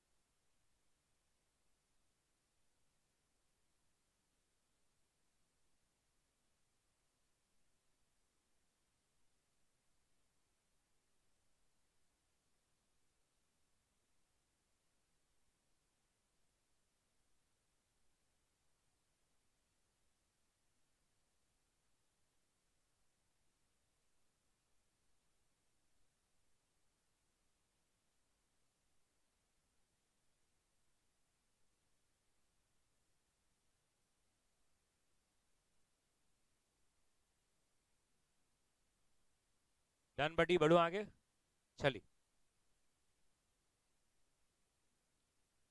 Very nice question, use your full brain. Question number 5, चलिए question number 5। So X Limited just declared a dividend of 14. Mr. B is planning to purchase the share and it is anticipating a growth rate from 8 to 9%, which will continue for 3 years. और फिर उसको लगता है कि 3 साल बाद share का भाव 360 रहना चाहिए। तो क्वेश्चन कहता है what is the maximum price that I should pay अगर मेरी एक्सपेक्टेशन 13% की है तो। 3 बिट्स है उसमें और ये क्वेश्चन एग्जाम में 5-6 बार आ चुका है। पहला बिट मैं ही करने वाला हूं। मुझे बताइए योर कैश फ्लो, देखते रहना है, discounting factor, present value. Tell me what is the discounting factor that I should take. Very good ma'am, 13%। Now आपके हिसाब से मुझे टीवी कब कैलकुलेट करना चाहिए? TV2, TV3, TV4, TV5? आप कोई भी एक नंबर बोल सकते हैं, TV2, TV3, TV4, TV5। The correct answer is TV3। Okay, तो सबसे पहले आपको अभी डिविडेंड तो 14 तो मिल चुका है, तो बताइए पहले साल कितना मिलेगा? 14 + 9%।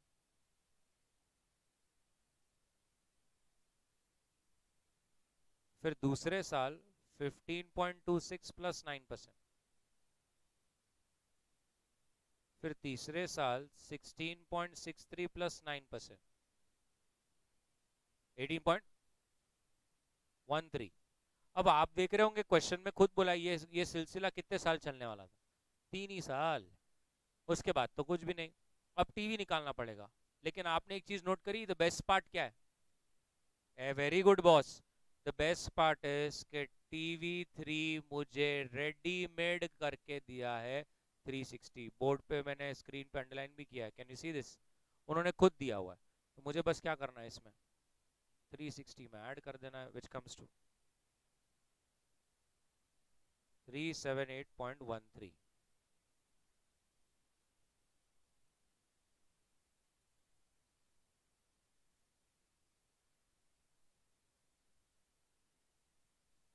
.885 69, get your present value।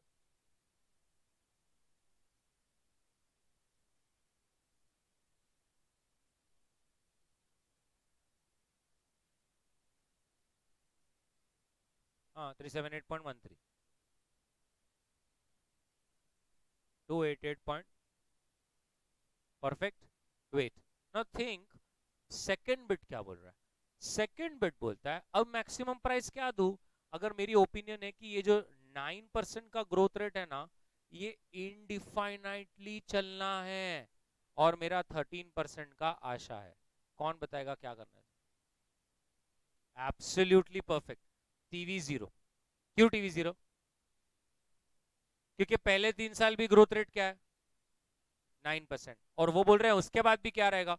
9। अगर आपका अप्रोक्स 9% ही है तो तुम TV 0 या P0 ही निकाल लो ना। तो यहाँ पे डिविडेंड क्या है? 14। ग्रोथ रेट क्या है? 9। आपकी अपेक्षा क्या है? 13।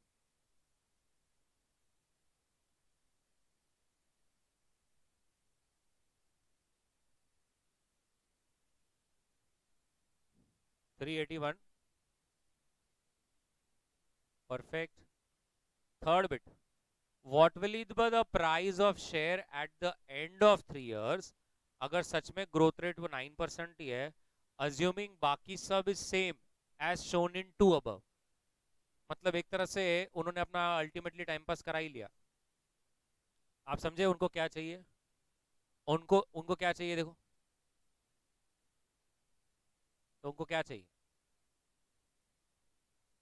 TV3 चाहिए ही चाहिए। समझ में आया? उनको TV3 चाहिए ही। तो your cash flow discounting factor कितना हुआ? डिस्काउंट कितना? 13%। प्रेजेंट वैल्यू अब इधर देखो, 1 2 3, 14 + 9%। ये ऊपर दिया हुआ है ना, 15.26, 16. 63 एंड 18.13। और अब आपको TV3 से देना है, so TV3 is equals to D4 KE minus G।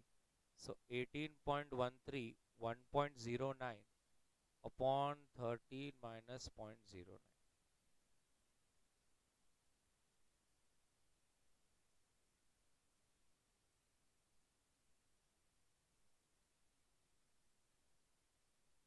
Perfect. तो आपको TV3 भी मिल गया। एवरीबडी बना लीजिए प्लीज।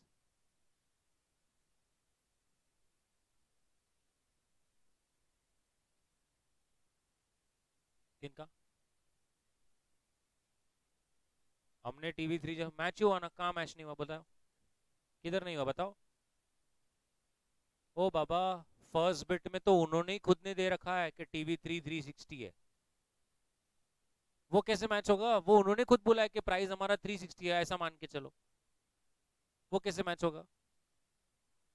आपको एक मिनट, आप समझे नहीं मैजिक क्या है। आपको अगर मैच कराना है तो ऐसा मैच करा के देता हूँ, ये देखो। आप जादू नहीं समझे। +494.04, जरा करो इसकी टोटल।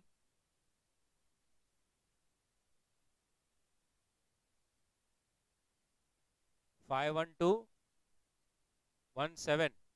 डिस्काउंट फैक्टर अपने ऊपर दिए थे ना, 0.885, 0.783, 0.693, जरा करो मल्टीप्लाई।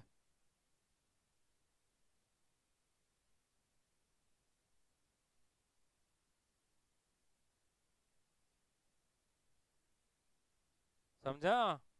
क्यों? क्योंकि थर्ड बिट बोलता है। फर्स्ट का और सेकंड थर्ड का कोई कनेक्शन ही नहीं है। फर्स्ट में तो उन्होंने कुछ भी नंबर दिया, हमको लगता है 3 साल बाद हमारा 5,000 रहेगा, तो अपने को तो 5,000 लेके सॉल्व करना पड़ेगा कि सर अगर आपका 5,000 रहेगा ना तो शेयर की वैल्यू जितनी रहेगी।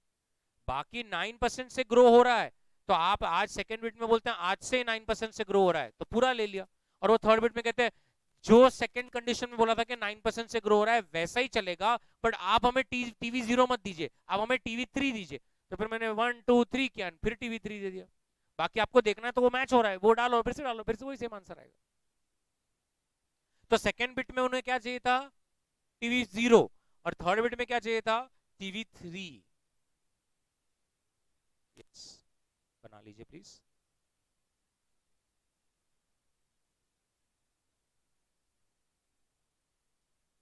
मतलब अब तक D0 तक शायद उनका 8% था, अब यहां से उनका 9% होगा।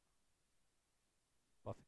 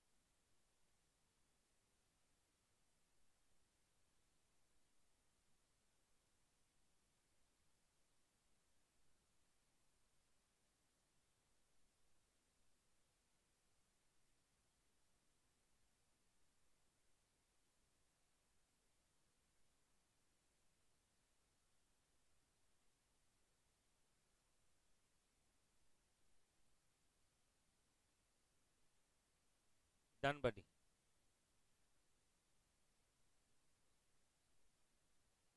Next, a very nice question. So पहले तो फर्स्ट बिट सॉल्व कर लीजिए.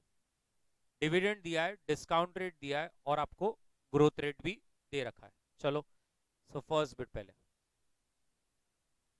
Value of stock.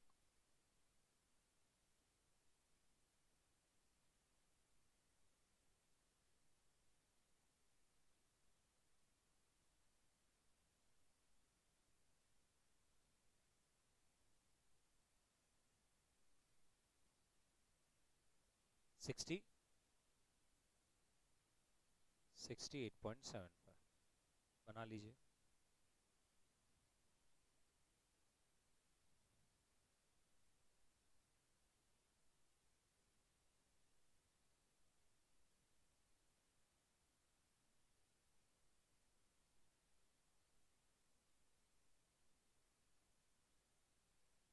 टू है. अरे यार, सॉरी सॉरी सॉरी सॉरी, ऐसे कैसे हो गया? Extremely sorry. 1.02 नहीं है क्या? 68%, 60.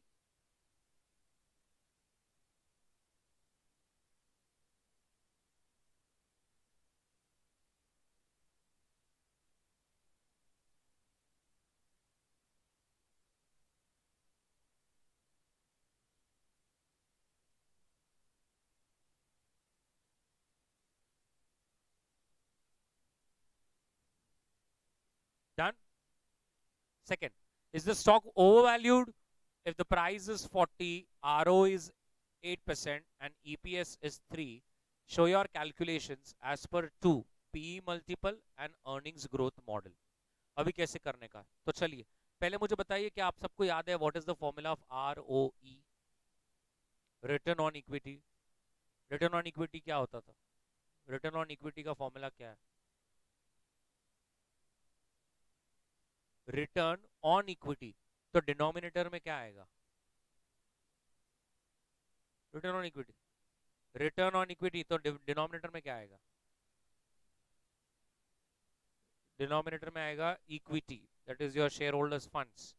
और न्यूमरेटर में क्या आएगा? PAT. Is absolute correct answer. पहले लिख लीजिए. चलिए, ROE is equals to PAT upon equity.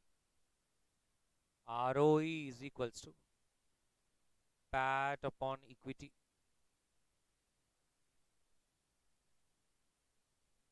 Yes or no? That is, PAT is nothing but EPS. Are yes or no? And your equity is nothing but the market price of the share.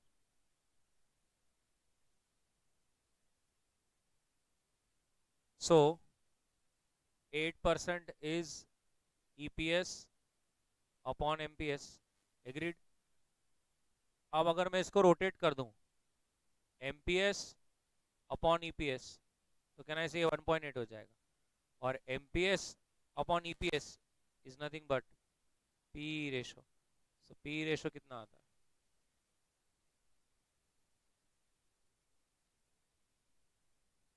Sorry, yes yes, बराबर है. बना लो पहले P ratio.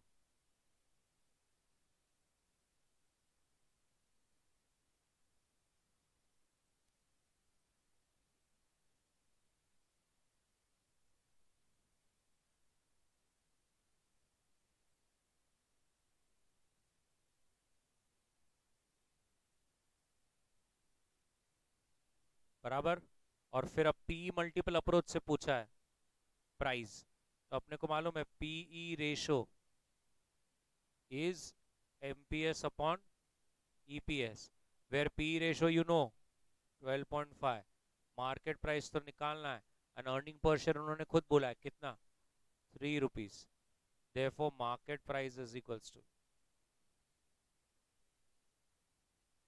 37.5.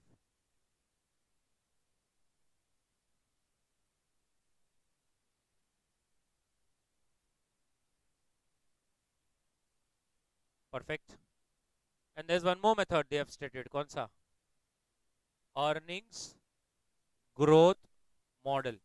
So earnings growth model is nothing but the same. The only problem or problem मतलब the only change is the dividend के जगह पे क्या आ जाएगा? Earnings आ जाएगा. जो हमारा D1 upon K minus G है वो क्या हो जाएगा? Earnings upon K minus G. So 3. What is the growth rate, ma'am? The discounting factor was 10%.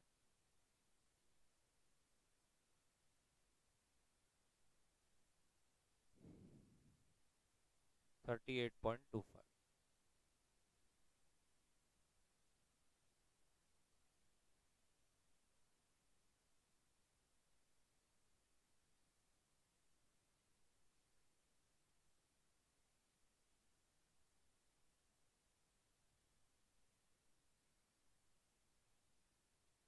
Perfect everybody.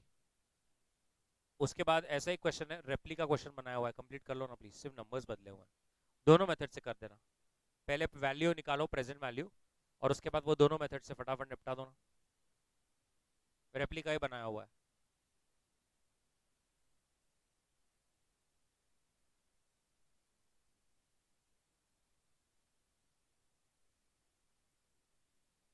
What is the value of stock?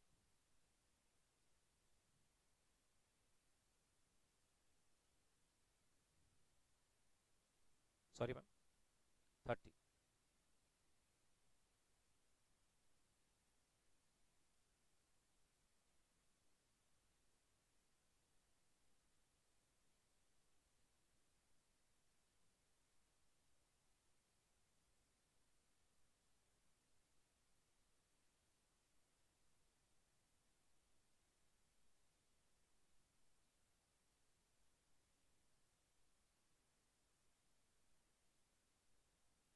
Yes, P ratio is 1/9.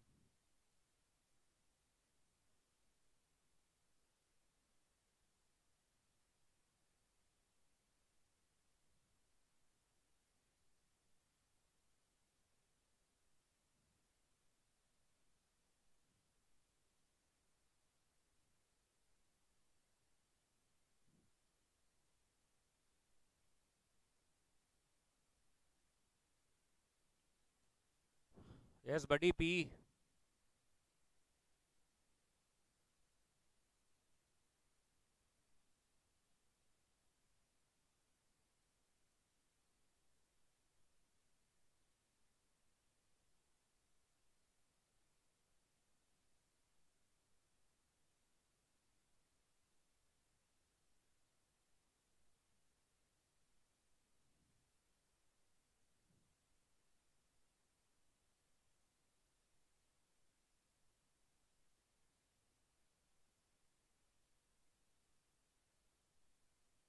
अगर वो recurring की वजह से नंबर्स में डिफरेंस आता है तो 1/9.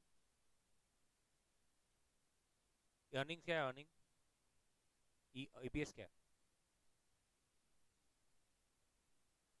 EPS 2.5 है.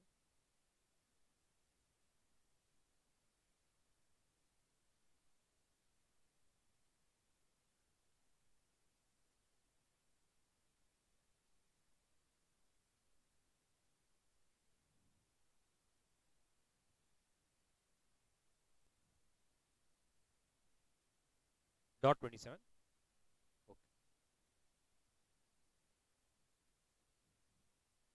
तुम्हें बड़े खुश हो जाती है, तुम दोनों का राइट आया था. कुछ ऐसा कंपटीशन चलता है कि क्या पता.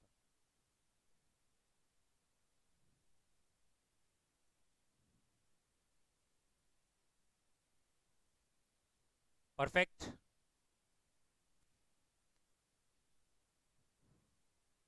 नेक्स्ट, कंपनी का डिविडेंड 2 है with a growth rate of 7, risk free rate is 9% and market return is 13. Company का बीटा है 1.5. लेकिन अचानक से ये वो फियोन से नहीं है, वो फाइनेंस है. एक से एक हमारे यहाँ पे लोग. बीटा 1.75 हो रहा है, तो क्या अभी क्या शेयर का भाव होगा और बाद में क्या शेयर का भाव होगा? तो बताइए बीटा से क्या चेंज होता है एक्चुअली? यस. सो अगर समझ लीजिए मेरा बीटा पहले 1.5 है, तो व्हाट विल बी माय के?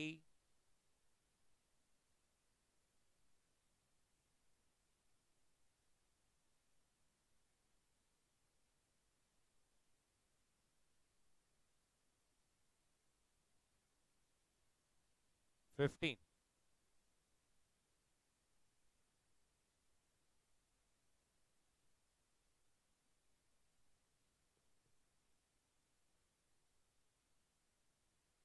Yes ma'am.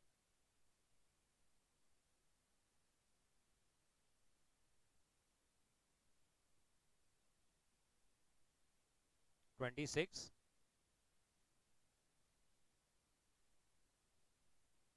ओके, और अब एक बार बीटा 1.75 लेके फिर से सॉल्व करना है।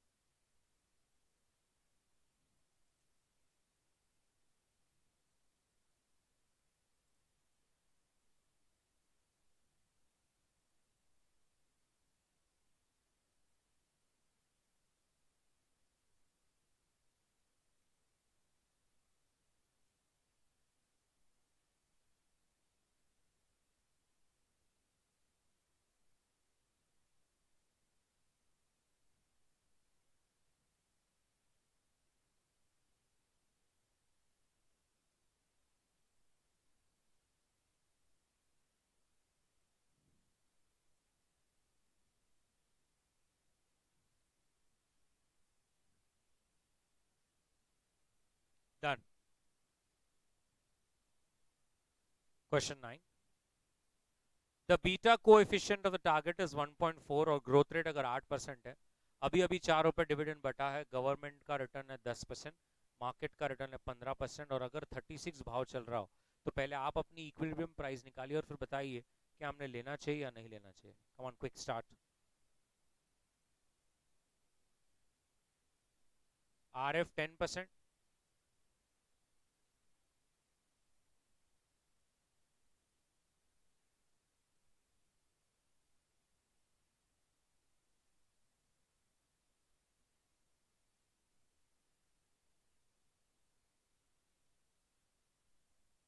38, 48,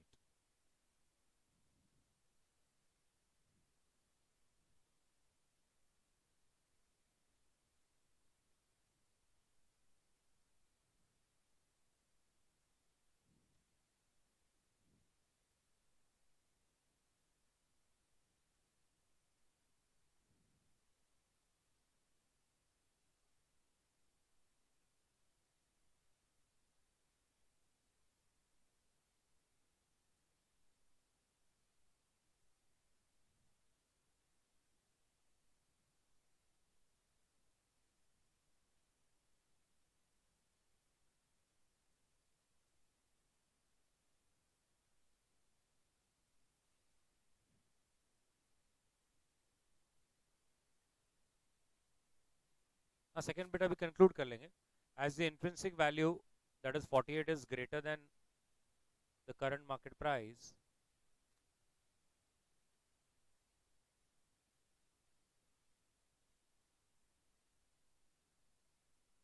as the intrinsic value that is 48 is greater than current market price, we will recommend buying the share.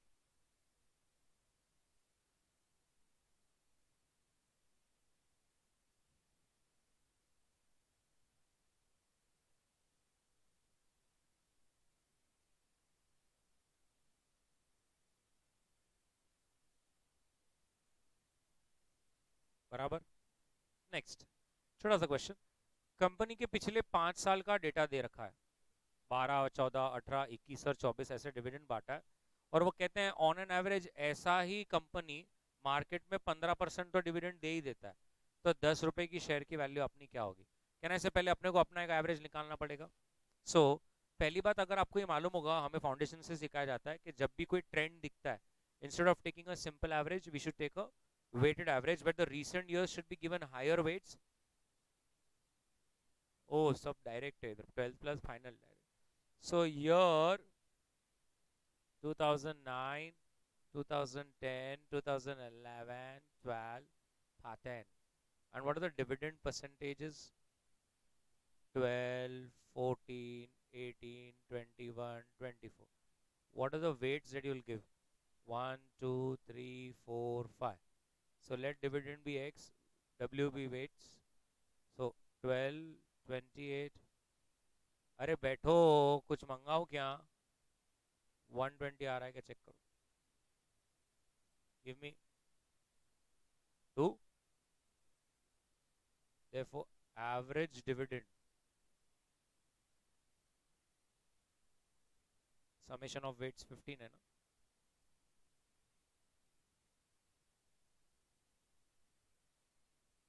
19 point बराबर है। तो है फॉर वैल्यू ऑफ शेयर, तो बताइए 10 रुपए का शेयर है, मार्केट में लोग 15 दे रहे हैं, हम कितना दे रहे हैं? तो हमारे शेयर की वैल्यू क्या होनी चाहिए? 13.25।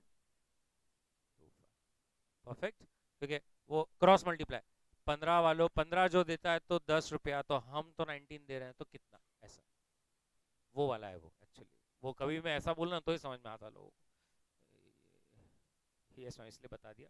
लिख लीजिए, calculation of average dividend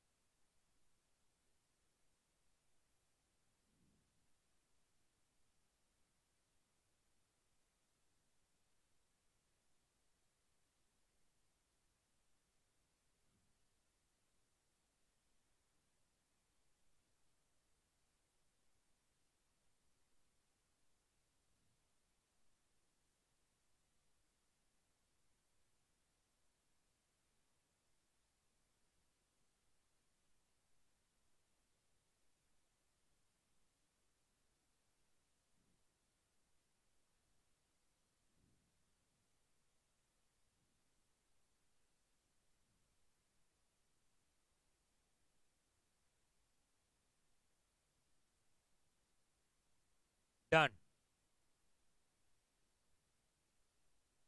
buddy. Next, the profit of the company for this year was 60 lakhs, but जब इंटरेस्ट टैक्स और बाकी सब पे किया तो कंपनी के पास जो सरप्लस अवेलेबल था उनके शेयर होल्डर्स के लिए was 15 lakhs। अब कंपनी के पास 1 लाख शेयर्स हैं, 50 रुपीज पेड अप, और 25,000 शेयर्स हैं, 12%, 100 rupees fully paid up.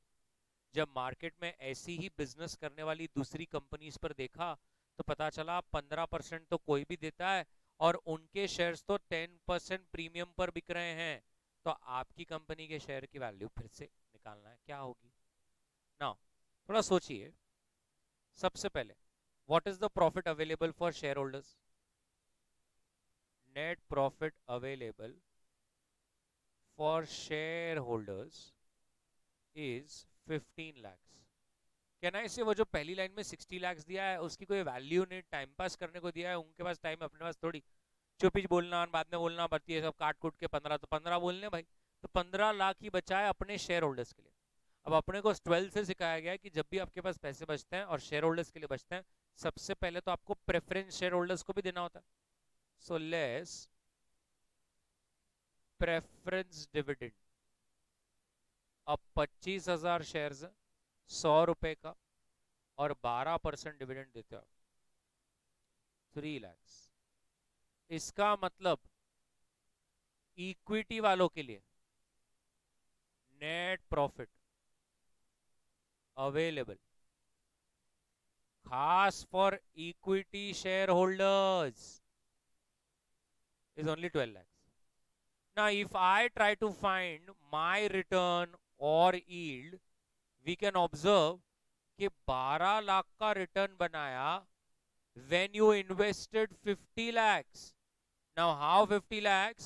Because equity के 1 लाख शेयर्स हैं, फेस वैल्यू का क्या करेंगे, पेड अप तो 50 रुपीज ही है, तो मैंने मेरे बिजनेस में 1 लाख इंटू 50 लाख रुपए लगाए और उस पर 12 लाख कमाकर बताया, कितना रिटर्न हो रहा है वो, 24%। नाउ एज यूजुअल मेरे जैसी ही कंपनी मार्केट में 15% दे रही है, और मैम देने के बाद भी it is trading at a premium of 10%, मतलब कितने पे ट्रेड हो रहा होगा, ये तो बता दो, मतलब कितने पे ट्रेड हो रहा होगा। मेरी बात नहीं कर रहा हूं, मेरा तो मैं ही निकालूंगा, मुझे मालूम है तुमसे नहीं होगा। मार्केट में जो ऐसी कंपनी चल रही है उनकी क्या वैल्यू चल रही होगी, कैन आई से 55, बिकॉज 50 रुपीज ही चल रहा है ना अभी, तो बात तो पेड अप, तो 50 रुपए पे 10%, 55 रुपया भाव चल रहा होगा। Therefore, value of our share will be 55 into 24 तो हम देते हैं, बाकी मार्केट में 15 देते हैं, तो हमारे कंपनी की वैल्यू क्या होनी चाहिए, 88। समझा ना? तो अपन क्या करेंगे, एक लाइन वो 24% आ जाएगा ना, उसके बाद ऐसा लिख लेंगे, value of shares of similar companies trading in the market is 50 rupees plus 10% premium 55। तो फिर अपन बता देंगे कि भाई 55 पे चल रहा है जब 15% रिटर्न दे रहे हैं, हम तो 24 दे रहे, तो हमारा वैल्यू कहां होना चाहिए। ठीक, मैं बताता हूँ, ये देखिए एरो भी डाल रहा हूँ, जिससे छापू जो है वो एक समय पर रुक जाए, तो एरो तक ही छापे शुरू करें।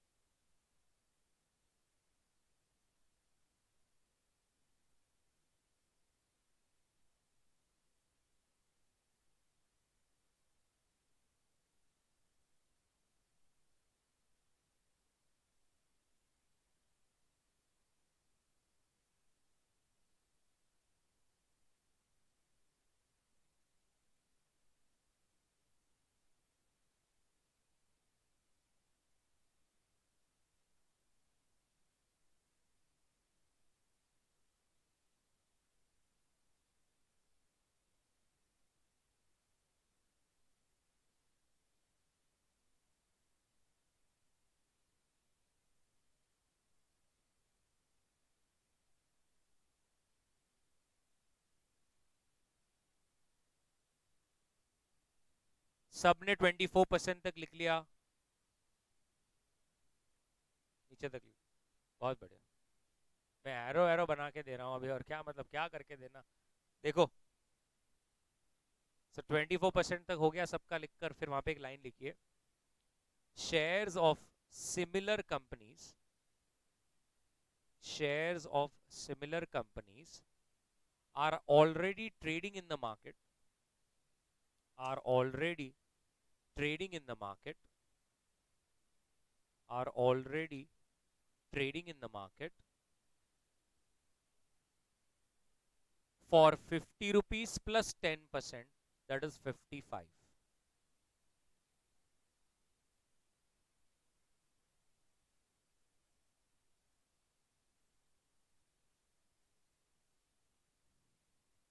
Right? Therefore, value of share of our company, value of share of our company is equals to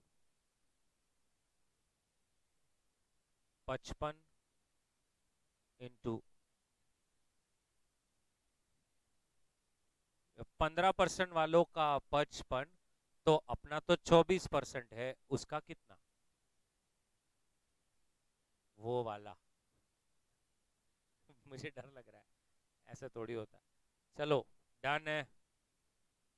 next एक और ले लेंगे आपके लिए बस। The following is the balance sheet as on 31 March. अब आप देखिए इस बैलेंस शीट में क्या क्या है। शेयर कैपिटल है 10,000, 12% प्रेफरेंस शेयर्स है, 30,000 इक्विटीज ऑफ 10 ईच है, general reserve, redemption fund, depreciation, debentures, creditors, और असेट साइड में हम देखेंगे तो असेट्स, प्रिलिमिनरी, डिस्काउंट और पीएनएल। तो असेट साइड में ऑब्वियसली फिक्टिशियस असेट्स का भंडार लगा हुआ है। अब आप नीचे देखेंगे डिबेंचर इंटरेस्ट 6 महीने का बाकी है, और डिविडेंड ऑन प्रेफरेंस शेयर्स भी 1 साल का बाकी है। Assuming the assets are worth their book value, क्या वैल्यू ऑफ शेयर दे सकते हो? अगर एक बार ऐसा सॉल्व करना है कि preference shares are preferential as to capital and also the arrears and you have to pay them. And number 2, फिर से एक बार करना है, preference shares are preferential as to only capital and arrears of dividend is not payable. So now यहाँ पर अगर आप देख रहे होंगे buddy, you have to just calculate what? The book value. And everybody knows that the book value is all your assets minus liabilities divided by number of shares. इसमें वो क्या कैप्चर करने की कोशिश कर रहे हैं? असेट साइड में तुम कौन सा असेट लोगे? यस, क्योंकि बाकी के 3 फिक्टिशियस है, तो लेने वाले जिनका 12 से डायरेक्ट फाइनल होता है ना, वो क्या करते हैं? प्रिलिमिनरी, डिस्काउंट सभी ले लेते हैं। बट आपको मालूम है ना वो तीनों की तीनों फिक्टिशियस असेट्स है, राइट? तो चलिए a bit, calculation of book value per share, calculation of book value per share, जिसके अंदर अंडरलाइन कर कर आप सबसे पहले लिख दीजिए sundry assets, extreme right hand side अपनी ही बुक में 5,48,000। बताइए अब डायरेक्ट लाइबिलिटी साइड में मैं क्या क्या लेस कर सकता हूं? क्रेडिटर्स कर सकते हैं क्या? यस। डिबेंचर्स कर सकते हैं क्या? यस। डेप्रीसिएशन फंड कर सकते हैं क्या? पाप लगेगा अगर हाँ बोलोगे तो। नहीं। डिबेंचर रिडेम्पशन फंड कर सकते हैं क्या? पाप लगेगा अगर हाँ बोलोगे तो। नहीं। जनरल रिजर्व, इक्विटी, प्रेफरेंस, भाई साहब आप सब जीरो हो जाएगा, ऐसा ना करें। सिर्फ 2 चीजें लेस कर सकते हैं, क्रेडिटर्स और डिबेंचर्स। उसके बाद हम एडजस्टमेंट्स करेंगे। तो लेस क्रेडिटर्स, लेस 10% डिबेंचर्स, ये 2 ही चीजें लेस करनी है, क्रेडिटर्स और डिबेंचर्स। यस, अभी वही इसलिए तो बोला फिर हम एडजस्टमेंट्स करेंगे। अभी 2 को लेस करके पहले मुझे एक आंसर बता दो कि 5,48,000 माइनस 95,000 माइनस 50,000, 4,03,000। अब उन्होंने एडजस्टमेंट में क्या बोला है कि आपको पहले बिट में प्रेफरेंस शेयर्स पे 1 साल का डिविडेंड बाकी है और डिबेंचर्स पे भी 6 महीने आपको इंटरेस्ट देना है। तो चलिए less outstanding interest on debentures, less outstanding interest on debentures, 50,000 पे 10% 6 महीने के लिए 2,500 लेस होगा। और उसके बाद less arrear preference dividend arrears 1 lakh पर 12%, 12,000, 1 लाख पर 12,000, 1 लाख पे 12%, 12,000 आता है। तो आपका एक आंसर आएगा 3,88,500। Next line, divide by number of equity shares, sorry less preference share capital भी करना है ना। आपने सिर्फ अरियर्स दिया ना प्रेफरेंस शेयर्स का, अभी प्रेफरेंस शेयर कैपिटल भी देना है ना, less preferential capital 1 lakh, less preferential capital 1 lakh, फिर कितना बचा 288,500 बचा, राइट? यही इक्विटी है अब 288,500 divide by number of equity shares 30,000, divide by number of equity shares 30,000, तो आपका एक शेयर का वैल्यू क्या आ रहा है 9.62। सब लोग देखेंगे या सबका 9.62 ही आ रहा है क्या? किल्लर ना, 9.62। मेरे को बताइए फर्स्ट और सेकंड बिट में क्या डिफरेंस है? राइट, सेकंड में सिर्फ इंटरेस्ट का तो कुछ नहीं, सिर्फ डिविडेंड के अरियर्स नहीं देने हैं, तो सेकंड बिट में लिखेंगे, सेकंड बिट में आपने मेरे कहना है से वो जो अरियर्स हैं उसको ऐड बैक कर देंगे। अभी आपने कितना बोला था मेरे को 2,88,000 ना, हाँ, तो लिखेंगे सेकंड बिट में if the arrears preference dividend arrears are not payable, if the preference dividend arrears are not payable, then in such case book value per share will be, book value per share will be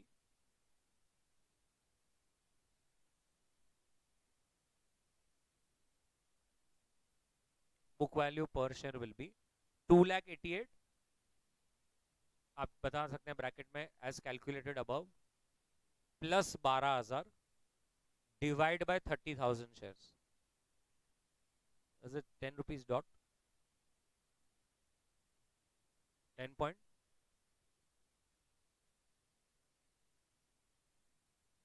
2,88,000 था क्या? 2,88,500 था, अच्छा अच्छा, 2,88,500 plus 12,000 divide by 30,000,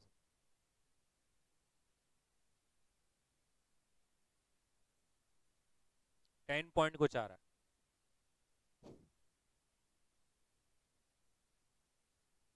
बहुत tough question आने वाला है अब।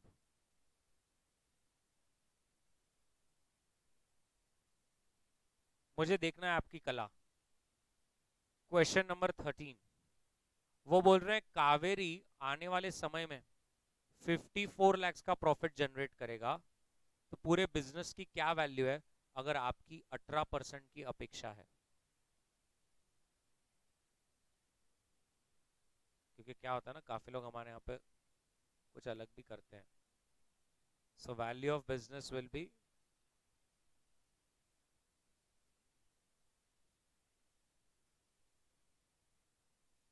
3 करोड़, बिजनेस की वैल्यू 3 करोड़ है, यस और नो?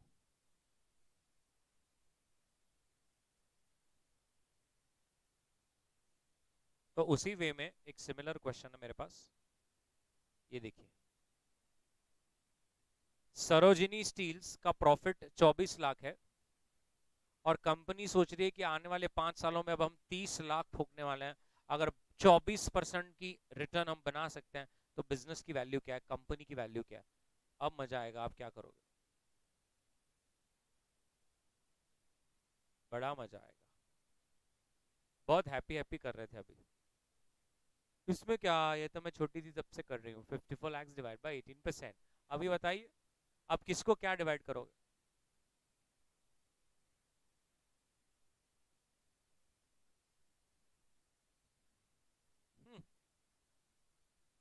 निकल गया टैलेंट पूरा। So the correct answer is why can I say 24 lakhs is like year zero, it is past, yes or no? What is future? 30 lakhs, yes or no? तो business की valuation कैसे होगी? तो यहाँ पर उनको से वही टेस्टिंग करनी थी कि आप 24 लाख्स डिवाइड बाय 24% करते हो कि 30 लाख्स डिवाइड बाय 24% करते हो।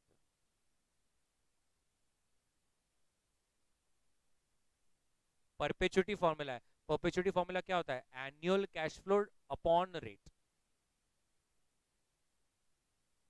सो 30 lakhs divided by 0.24, 1.2, 1.25 CR, और आप कहीं पर ब्रैकेट में ऐसा अपनी भाषा में लिख सकते हैं कि भाई 24 लाख तो पास था, 30 lakhs इज फ्यूचर।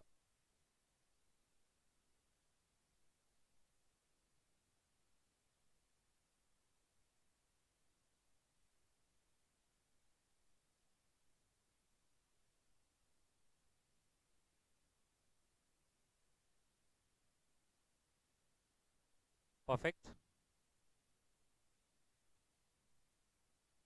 क्वेश्चन 17,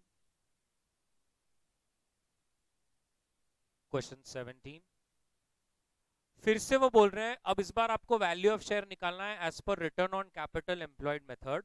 पिछले 5 साल का डेटा दिया हुआ है और वो बोल रहे हैं ऐसी ही कंपनियां मार्केट में 16% तो दे देती है, तो करना कैसे। अब कहना है इसे, मार्केट में रिटर्न ऑन कैपिटल एम्प्लॉयड कंपनियां 16% दे देती है ऐसा बोला है, लेकिन मुझे 5 साल का रिटर्न ऑन कैपिटल एम्प्लॉयड नहीं दिया, मुझे तो 5 साल का प्रॉफिट अलग से दिया और कैपिटल एम्प्लॉयड अलग से दिया। तो मुझे करना क्या पड़ेगा पहले, हमको क्या मालूम क्या करना पड़ेगा। मुझे पहले कैलकुलेट करना पड़ेगा। 9010, 11, 12 और 13, बताइए प्रॉफिट्स 3, 5, 6, 8, 11, 20, 26, 33, 35, 41। मैम मुझे बताइए अब मेरा return on capital employed percentage 3/20 into 100, 15%। 15, हाँ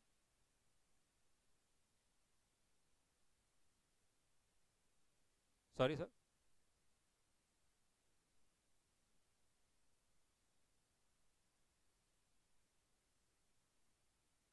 परफेक्ट। आपको एक चीज समझ रही है मैंने बाजू में जगह क्यों छोड़ी। अगर ये मुझे ट्रेंड बता देता ना तो फिर मुझे इसका वेटेड एवरेज लेना पड़ता। ये भी आप लिख लेना, इसमें क्वेश्चन में ट्रेंड आया नहीं, वो देखो 15 हुआ, 19 हुआ, फिर सीधा नीचे 18 चला गया, फिर से ऊपर चला गया। अब ट्रेंड नहीं है इसलिए मैं उसको क्या कर रहा हूँ, सिंपल एवरेज कर रहा हूँ। बता दीजिए एवरेज।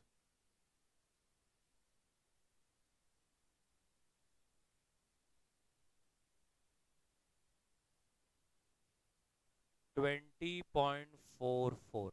अब इस क्वेश्चन में बस एक ही दिक्कत है, इन्होंने पहले बोलना चाहिए था कि शेयर की वैल्यू फेस वैल्यू क्या है, कुछ भी नहीं बोला। तो हम कंसिडर कर लेंगे कि 10 रुपीज है, तो therefore value of share will be 10 into, हम कितना बना रहे हैं, मार्केट में क्या चल रहा है,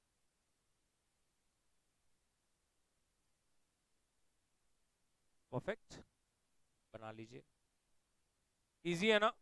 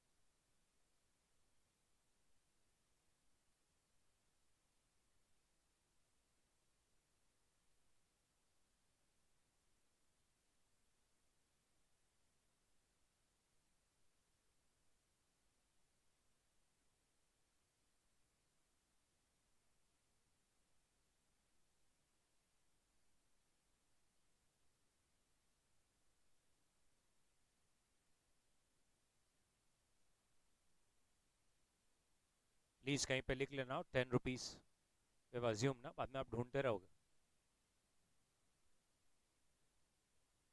आपको चाहिए आप 100 ले लीजिए। Perfect everybody, that's it, break के बाद। Thank you.